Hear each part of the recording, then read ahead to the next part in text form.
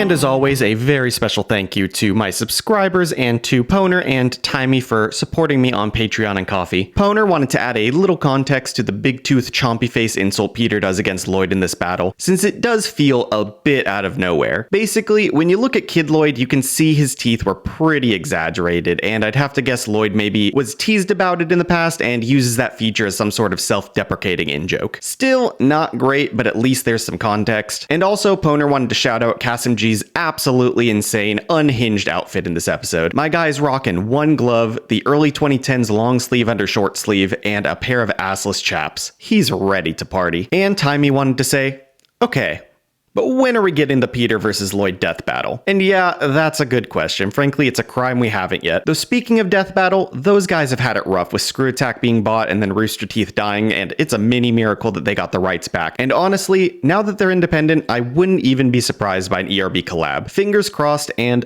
on with the show. Nice, Peter! Finally, they did the Easter Bunny costume how I was saying they should. Simple and minimalistic. Way funnier this way. Oh, and nice. This Hulk Hogan costume is way better than the first one. Jokes aside, I have to hand it to Lloyd and Peter. Making a battle featuring yourselves was a pretty bold, unexpected, and dare I say, risky move, especially as the grand finale to season 1. Sure, fans would have generally known by now who these two guys were, but this is meta in a way things hadn't generally quite got to on the internet yet, and I have to applaud them. Taking off the costumes in a way takes off a layer of protection. You don't have a character to hide behind, and your skill comes much more to the focus, and if you're not up to it, you end up like 80s Kiss. Don't end up like 80s Kiss. This is one bit kid that you won't ever survive. So the double-edged flaw / appeal of something like this is we're not referencing pop culture that can be easily looked up. So we get to asking, why does Lloyd call Peter kid? I'm going to assume it's because Lloyd is a few years older than Peter and it's some sort of in-joke, which leaves it as I guess a fairly awkward neutral line. I'll beat you, dislike you, then unsubscribe. It is kind of funny having a rap battle where all dislike and unsubscribe can be used as an insult. It is novel for sure, but it's also literally an I'm gonna beat you line, so moving on. You'll be good at rapping someday, I promise, bro. Alright, this one is a point especially for me. The guy who's been saying this whole season how Peter is really growing as a rapper, but Lloyd just started out better. The way Lloyd is so nonchalant about it, it just voices that feeling of being clearly better to start out so perfectly. Although, as mentioned in the Mr. T, Mr. Rogers episode, I think the someday has already come, and Peter is, in fact, already good at rapping. But still, I think it is funny, and I'm giving a point. But for now, just stick to editing that gay-ass Monday show. Season 1. We've had enough episodes with lines like this, I don't feel the need to go over it again. It was a different time, and calling something gay but in a bad way was just an average insult. And the Monday show he's referencing is basically a vlog that was on Nice Peter's second channel, and which I believe was moved over in its entirety to the main Nice Peter channel, after the actual ERB show had shifted off of it. Back to the line, it's not delivered poorly, but it's a line that simply has to be a negative for what it is and what it represents. I'll slaughter your watercolor unicorns, eat them for breakfast. This is a line I'd label as too in-jokey to really land properly. Nice Peter apparently loves watercolors and unicorns and gets a lot of fan art, so Lloyd's line here is basically a very goofy I'm gonna beat ya. Neutral though, since Lloyd's quick delivery there was actually pretty impressive. Then leak to YouTube, your middle name is Alexis. Alright, that's pretty dumb. It's just I'm doxing your stereotypically girly middle name, but I don't know. This is the exact obviously lighthearted, not an actual diss that makes sense for this weird creators meta battle thing. I'll give it a point. I can tell you're scared just from the body language I'm reading. You should start leaving. Look, your hairline's already retreating. Male pattern balding can be a sensitive topic for younger men, and I'm fairly confident Lloyd wouldn't have been able to say this line without the obvious irony that he is, in fact, much balder than Peter. And actually, in the episode 13 behind the scenes, he jokes to Peter, Pete, I'm the bald you from your dream. Which is pretty funny. But it does prevent the diss from actually landing in a meaningful way, since it undercuts the entire diss knowing that it's all so unserious with no teeth. So, I guess neutral. Nice, Peter. Who's that? No one gives two shits. Everyone knows your page is just a place that rap battles live. I don't know, man. I get the idea of the diss. Often creators are overshadowed by their own work, but especially here at the end of season 1 where Nice Peter's name has been pretty front and center in every single battle, it's hard to really believe anyone watching the show at this time wouldn't have figured out who Nice Peter was. I guess keep it neutral again. Dude, you're really huge on YouTube. You got a great career. But remember, you got famous off of my idea. Yeah, this one is a point. It clearly wants to be a mic drop 3-pointer, but it's just getting the the one. Mad respect to Lloyd coming up with the premise for epic rap battles, but obviously it was a collaborative effort that allowed the videos to actually happen and succeed. And again, everyone involved in this battle knows that, and the meta-narrative really is doing all it can to prevent lines from having any real weight, but this one still pushes through and gets the point. The battles were your idea to start with, that's no lie. But I'm the one who had the brains to let a midget play the bad guy. Man, he can't just say midget like that. But it is a sick burn. It's super ableist though, but Lloyd is pretty short. Look at you! Let me just tell you what I see. You're a short little sidekick. I'll call you Mini-Me. He's Peter's mini-me. He's Peter's mini-me.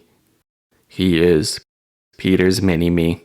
I drew a mustache on your face and you played a mean Hitler. Take the mustache away, you look more like Bette Midler. This is literally the exact same vibes as when Justin Bieber said Beethoven smelled like Betty White. Just choosing a random old lady celebrity to kinda dunk on. Lloyd doesn't even look like Bette Midler, with or without a mustache. And frankly, Midler doesn't deserve to catch a stray like that, so negative point.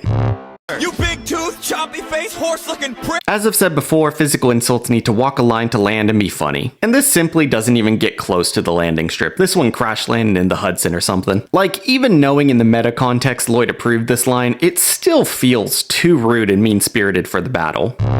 You and Bill O'Reilly can both suck my dick. Honestly, it might be weird to hear, but I'm giving this a point. It's a callback to the very first episode, performed well, and I think it's really neat having the season kind of come full circle like this. You're taller than I am, but you look up to me, the guy who got you your first job in comedy. Damn, I mean, yeah, it's a solid brag. Again, cool lore dump, and it's a bit of a power move, so it's a point. I wrote your best verses for you, let you scream on the chorus. You got as much music talent as Chuck fucking Norris. I again like the callback and see what Peter's trying to say, but claiming the guy who clearly had a better flow than you for at least half the first season had no musical talent isn't going to hold up under scrutiny. You, a musician? Man, that's kind of stretching. You wrote 87 songs with the same chord progression. Hey, if it worked for AC/DC. No, but that's kind of funny. I have to assume it's not 100% true, but even if a good chunk of Peter's songs at the time had the same chord structure, it still stands as a good diss. You look like a thumb. Where'd you even come from? Again, it feels a little too mean in this context, even if Lloyd does kind of give the same vibes as these dudes from Spy Kids. It's like a battle rapping a fat version of Gollum. The line is kinda clunky too, and fat version of Gollum feels like a pretty weak diss with an arbitrary pop culture reference, so I'm saying negative.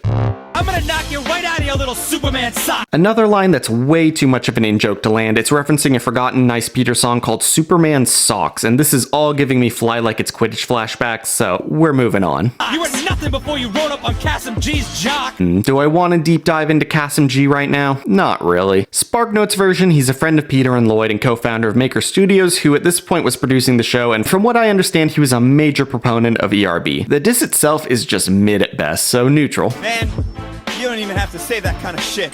Fuck the rap battles and you. I quit. I almost want to give one last negative for the road, since it's goofy as all hell that, of all the things Lloyd said, this is the one that made Peter get super emotional. But I'll keep it neutral. The man's in mourning, don't want to kick him while he's down. And also don't want to end the season on a negative because, yeah, that's it. Kassem G himself shows up on a flying wolf, which I promise was really cool and funny and random at the time, guys, I swear. And then he Superman lands, slaps Peter a couple times, calls Lloyd Todd, and tells them to make a second season and put it on its own channel. Probably one that's named ERB and not a dick joke, because frankly, Disney's about to make Kassem a lot of money and they really need to clean up their act. We get to see a few costume teaser shots, including Henry VIII from that cut episode, and then it's over. Like a candle in the wind. So I guess here's the scores. I can't say I'm terribly surprised that in a season 1 head-to-head, Lloyd beat Peter by a wide margin. And I'll always be the first to say the progress Peter made as a rapper from episode 1 to episode 15 is astounding. And by this point, he is already a very good rapper. But it's not like Lloyd wasn't improving his flow during that time as well, and the only times Peters won this 1v1 matchup all season were when Lloyd had to rap in only Chuck Norris jokes, hands metaphorically tied behind his back, and when both of them sucked as wizards so bad that it was only a matter of who sucked less. I do wish the season had ended on something a little more well, epic. The studio head showing up for a cameo and whispering a bunch of stuff with, for whatever reason, no subtitles lands with a bit of a thud. I kind of feel like they wanted to just get on with it so they could launch the official ERB channel and start the higher budget season 2, but still. It leaves season 1 feeling like a nearly abandoned project, like it's not quite a complete package. It's all there, but they wrapped it up and forgot the bow and name tag. One positive I'll say, the last few bars where Lloyd and Peter are spitting out back and forth quick verses against each other is pretty great. An awesome shakeup to the formula and introduction of more complex rap structures that we would hope to see in a future season. Even with that, overall, I think the word of the day is nonplussed. Not the worst thing in the world, but not meeting season finale expectations. But hey, on the bright side, we've made it. 1 season completed, in the books, 15 battles scored. God, I need a vacation. Have a good summer, hags. Like, comment, subscribe, and I'll catch you next time.